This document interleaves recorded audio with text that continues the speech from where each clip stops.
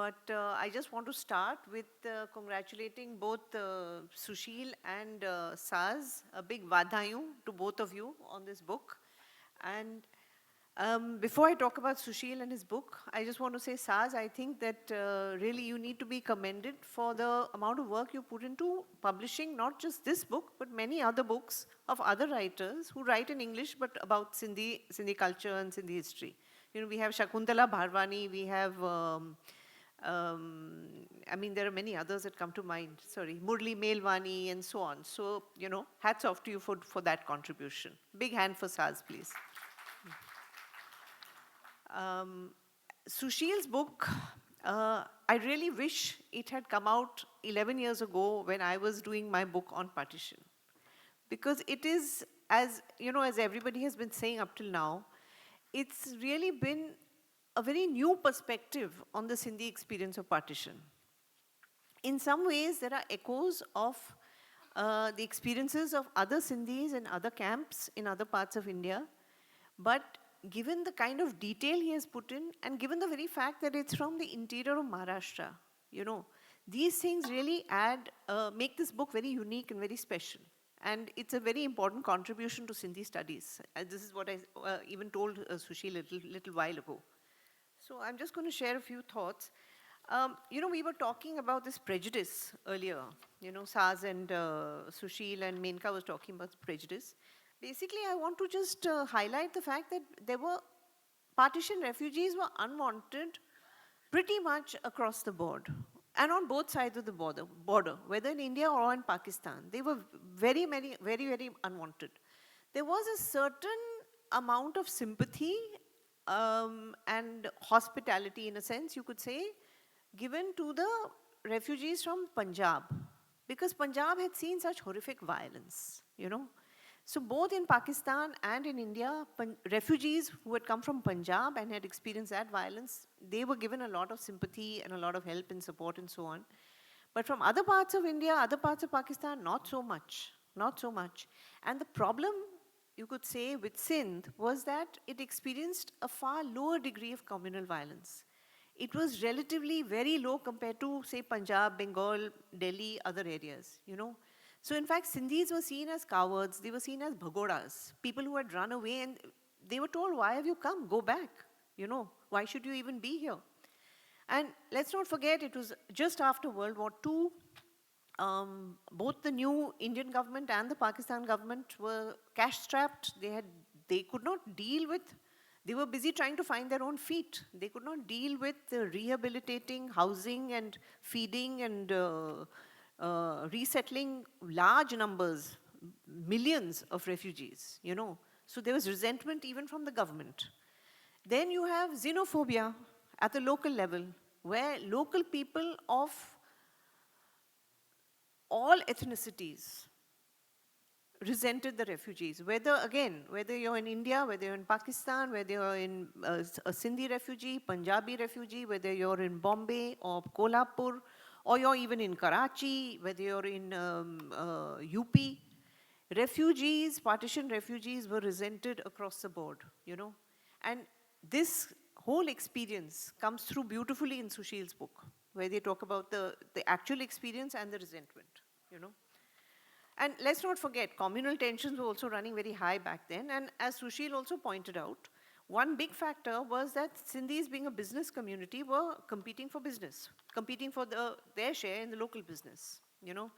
And the irony is this, and this is true not just of Sindhi refugees, but it's true of all partition refugees, that they left, I mean, violence, of course, physical violence is one major factor, but almost all of them left because they felt alienated in their home countries, in their hometowns, in their home villages, okay? And then they move across the border, hoping to find safety and a new home, and which they did.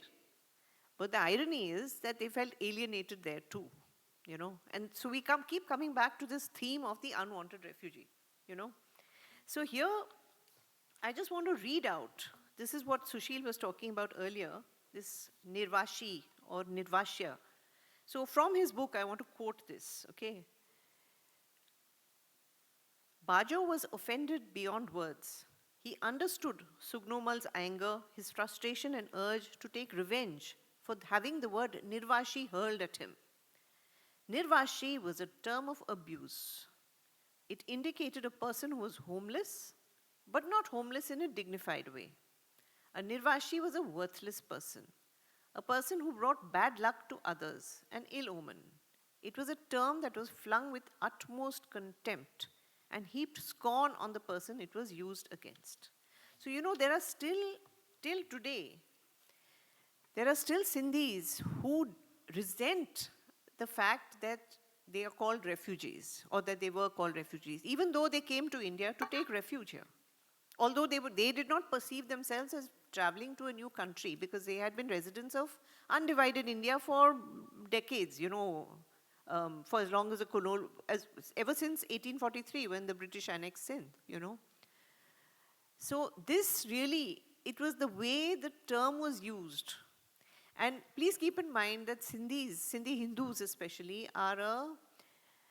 they are predominantly business community with a sub-community of professionals who are, government servants or professionals like doctors, engineers, lawyers, and so on. Whether you're a businessman or whether you're a professional, you support yourself. And if you don't, you're not seen as worthy. And this was the case in Sindh itself. So therefore, to be seen as a refugee, as a penniless refugee being dependent on the state or on other people's charity, that was seen as anathema.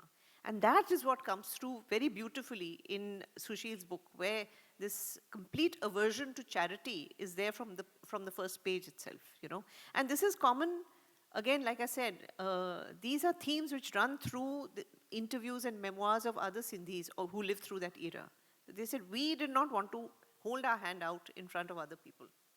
And it is commendable that the Sindhi community has been able to rebuild itself considerably without these handouts and without government quotas, And instead, they have built organizations today like schools, colleges, hospitals, and so on, which now give back to society. So, what is also very heartwarming and inspiring in this book is how he shows how these refugee camps, which were meant for Sindhi refugees, became mini Sindhs, because you could hear Sindhi being spoken everywhere. There was Sindhi food, people knew each other, there was a lot of kinship and friendship across, it was like a mini Sindh. And also another thing which he talks about in the context of his family was how large families found that by sticking together, by working together, their unity became their strength. It became an economy of scale. And again, like I said, pride, self-respect, aversion to charity, and that is what drove them to resettle. That is what drove Sushil's great-grandfather, at whatever old age he was, to travel to Meerut every day and buy sacks of flour and lug it all back and have to sell it so that he could contribute to his family, And again, refusing to be intimidated by the locals. Maybe coming to blows is taking it to another level, but the never say die attitude, which many Sindhis had, and they decided to stand up to the locals. I mean, these are all things that are take-homes for us, takeaways from us, okay? So in these different ways, this book has been, again, reaffirming of the Sindhi experience. And I would just like to end on a slightly wistful note, which Sushil actually mentions very early in the book. But it's so true, not only of the generation that migrated, but also of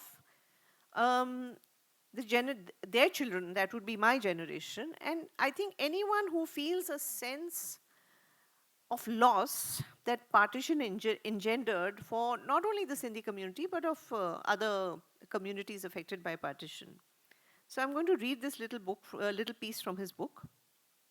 Yes, people who had been wrenched away from Sindh would always have a part of themselves missing. That meant that the others, who like me had been born in the camp, also had a part of themselves missing. It was a part they had never experienced for themselves, a part that had never been snatched away. Still, it was an essential part of identity, and it was missing. And I think what he's referring to is, a sense of roots, a sense of history, and a sense of heritage, a sense of belonging, a sense of a motherland, which not only that generation, but the following generation, at least those who choose to think about it, those who choose to dwell on it, have this lack.